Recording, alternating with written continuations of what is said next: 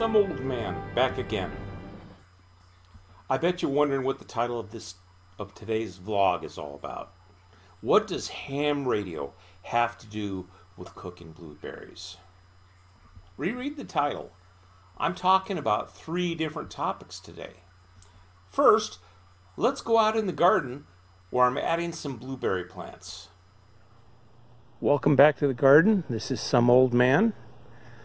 I was going to go ahead and film myself planting 3 blueberry bushes that I just got in the mail today, but of course the camera decided that it wasn't going to do it. I ended up with a corrupted file when I got it back to the computer. Here's where I put the blueberries in. I have 3 different varieties of blueberry, and I think I could go in here and see if we can see what they are.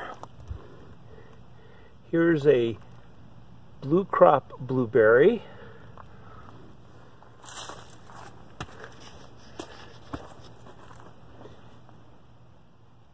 And here's a sweetheart blueberry.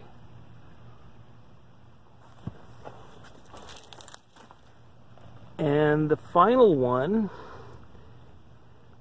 it's hard to read, is a Rubel heirloom high bush blueberry.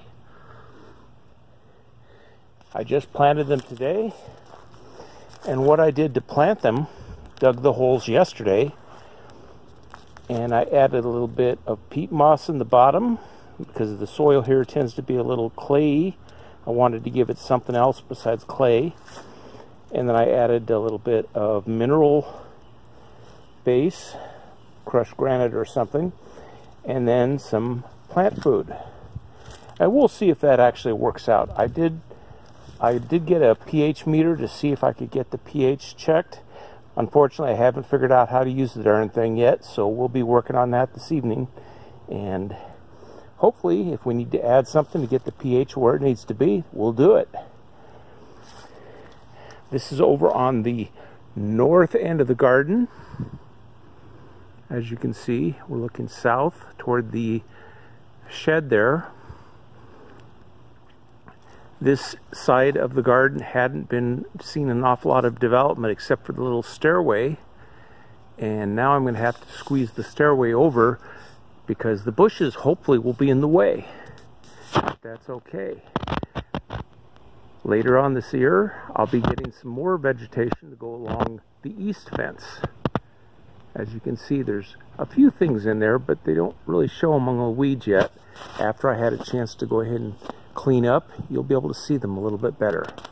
That's all I've got for now, so I'm going to send you back to the computer.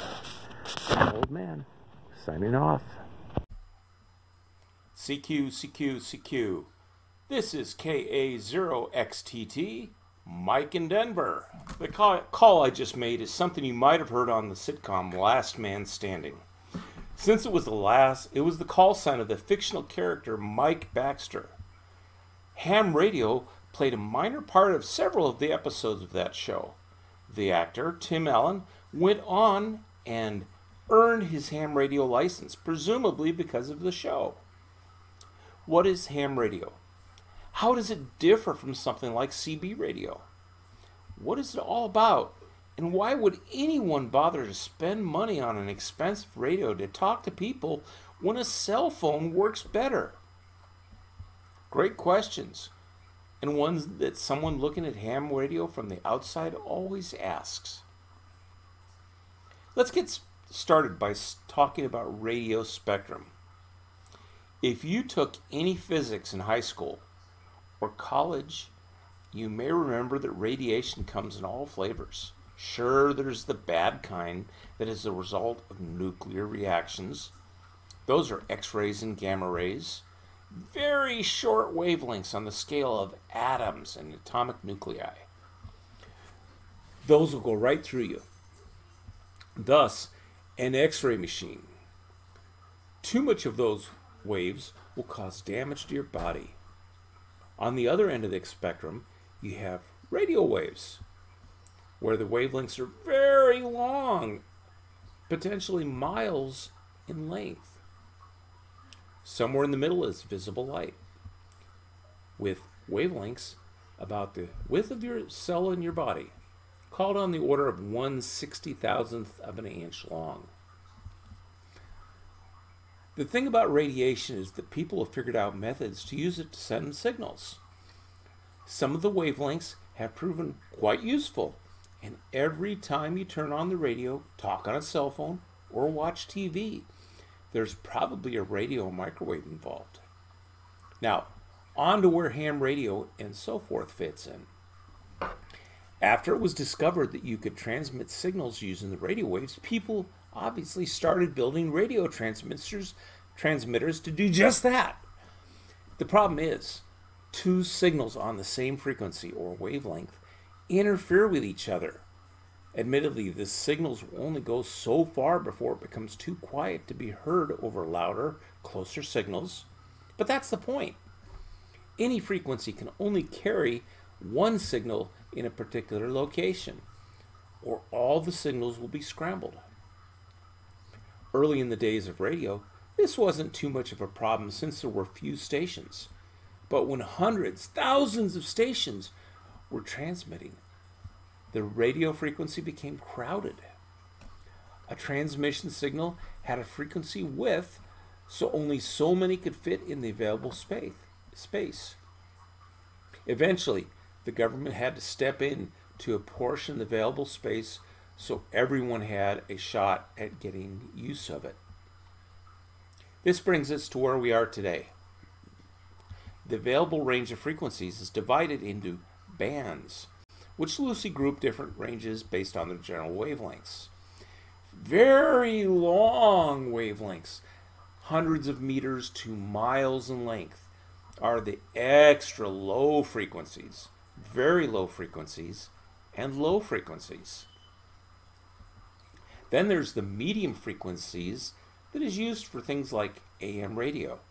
AM is short for amplitude modulation, which is the way that the signal is embedded in the carrier wave. Somewhat shorter are the high frequency bands, which wavelengths from a few meters up to a couple hundred meters.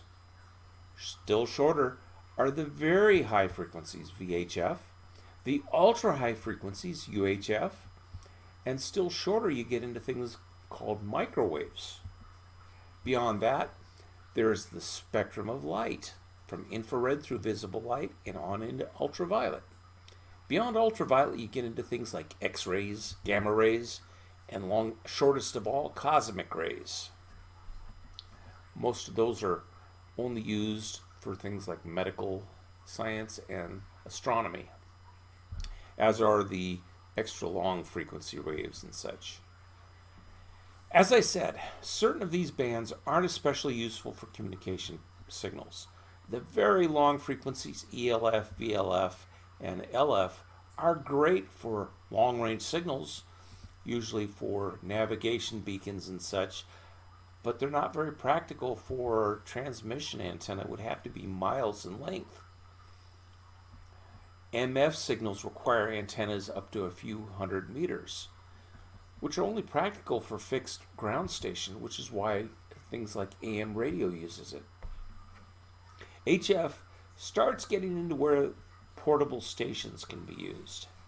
When the government was splitting up the available bandwidth, they set aside certain ranges in each band for certain uses. Maritime traffic, aviation traffic, military and government traffic, commercial traffic, and so forth.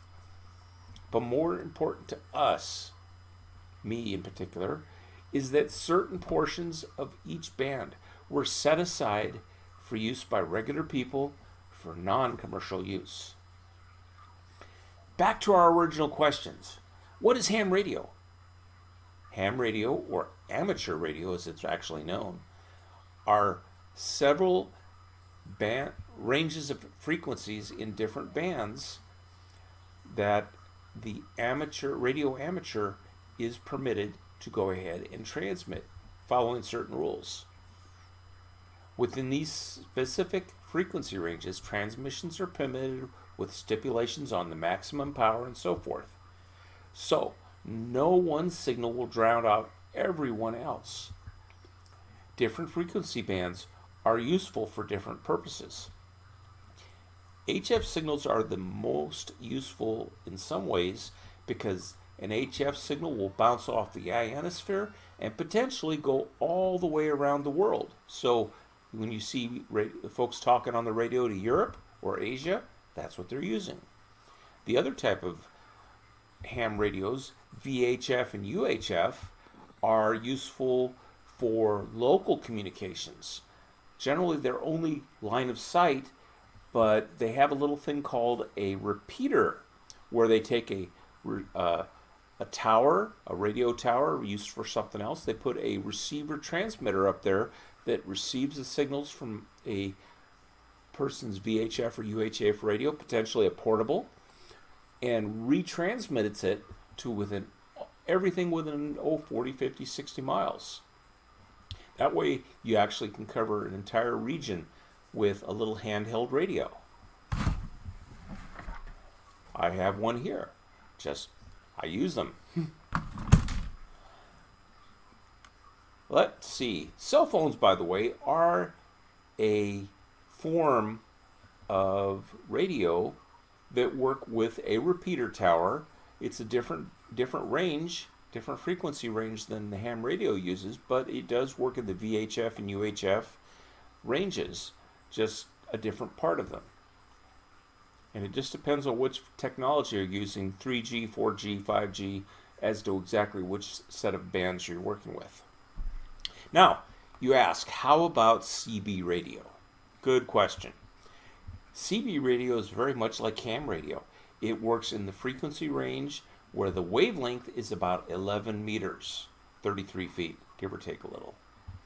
CB radios are supposed to be limited to only a few watts of power. I think 25 is the ultimate maximum, although some people hack them and put more out. Those are supposed to be able to get you decent ranges, and they used to be used a lot on truckers and so forth, although many truckers now have switched to ham radio because it is more capable, or commercial versions, which are something else. Ham bands are similar to CB because they cover a range in 10 meter, 12 meter, 15 meter, and a whole bunch more going up to 180 meter. Actually, they have assigned ranges up to 640 or something. I don't go there because I have no plans to put a miles long radio array or antenna array. But the antenna that I've got right now on my radio, I can do 80 meters, which is still pretty good. Hams are licensed, unlike CB. CB is unlicensed, so you don't need to go out and get a license. To get a ham license, it's not difficult to use one of these little antennas.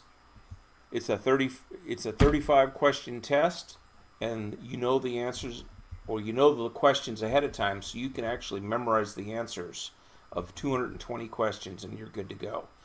Costs, I think $30 a year for a 10-year license, which is easy. Hams are able to use more power, by the way, than CB. They can go up to 1500 watts if you really want to push it, but a lot of typical radio off the shelf, you're going to probably look at 100 watts. And a lot of hams will go ahead and see how little power they can go just to see what they can do. Why use ham radio? An expensive hobby, admittedly, but I observed the same thing about golf, an activity I could never see the point of. It comes down to what you find interesting. The use of ham radio in emergencies is subject for another discussion, but we'll get there. I don't quite see how you could use golf in an emergency, though. Next, I'd like to take you to the kitchen, where I'm cooking dinner. Hello, everyone, again. This is Some Old Man in the Kitchen. Just wanted to go ahead and give you a quick rundown of what I'm making for dinner tonight. Making several things, but one of the recipes that I picked off the internet was keto crispy fried chicken legs. And of course, this is the second recording, so I can't show you the process, but I can tell you how I got to where I am. I have my chicken legs. These are coated in a plastic bag with baking powder, onion powder, garlic powder, oregano, paprika, and salt. I just went ahead and dried off the legs as well as I could, and then put them in the bag, shook it up to coat the chicken legs. Now I've got the oven heated to 250 degrees, and I'm going to put the chicken legs in here for 30 minutes, which I will put on the timer. And after 30 minutes, I'm supposed to go ahead and put the tray of chicken up on the higher shelf and turn the oven up to 425 degrees Fahrenheit for an additional 25 to 30 minutes. So it's an hour total, and as soon as the chicken comes out of the oven, I will go ahead and continue filming to show you how it turned out, and then you can judge whether some old man can at least follow directions even if not come up with gourmet meals. While we're waiting for dinner to cook, I thought I'd take you out into the backyard and show you what I've been doing for the last few days. As you can see, I have my plants out of the house getting ready to go into the ground.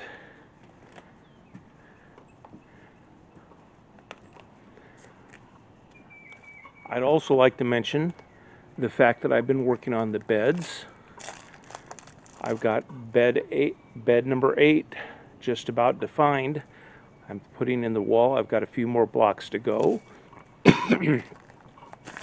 I've been working on bed number 5, continuing the wall around the back, and before I'm done, I expect to have the upper side of the wall finished completely. There's my hand level, where I was actually using it to level up blocks on each of the blocks as I put them in. And let's take you back over here to the fence. I got something in the mail today that I didn't expect to get until tomorrow, and that's a couple of pawpaw trees, which I had ordered a couple weeks ago.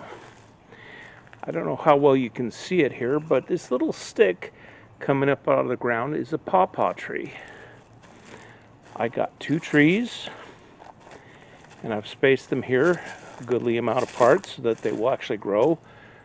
So far they're looking good. I don't expect to get fruit off of them, of course, anytime soon, but that's okay.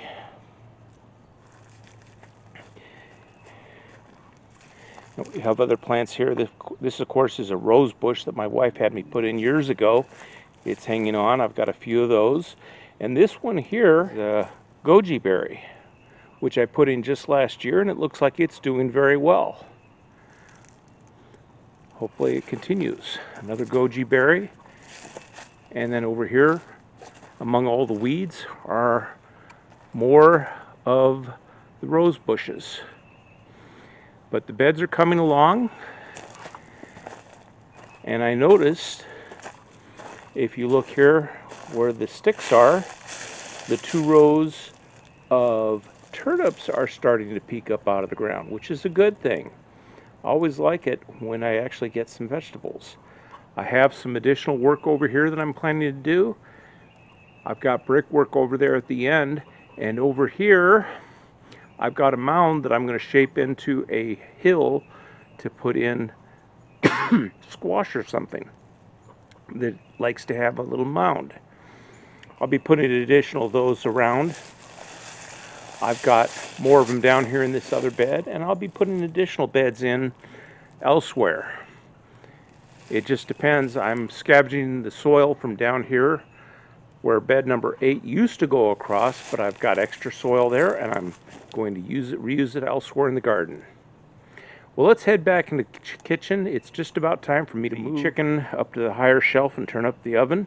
And after that, maybe I'll go ahead and start filming as I work on the other things that I'm going to be doing for dinner tonight. Some old man sending you back to the kitchen. Well, we lost the second clip where I actually showed you the additional things I was cooking. But as sides to my chicken legs, I went ahead and cooked some sauteed mushrooms and some zucchini and carrots saute. But you can see from my clip that I'm not exactly a gourmet chef. I'm also not a whiz with video cameras. But I believe that a person should know how to cook beyond throwing a frozen dinner in the microwave. As with anything, though, it's more than following directions. But following directions is a good way to learn what does and doesn't work in the kitchen. Sometimes I'll tell you the story of how I taught myself to bake bread.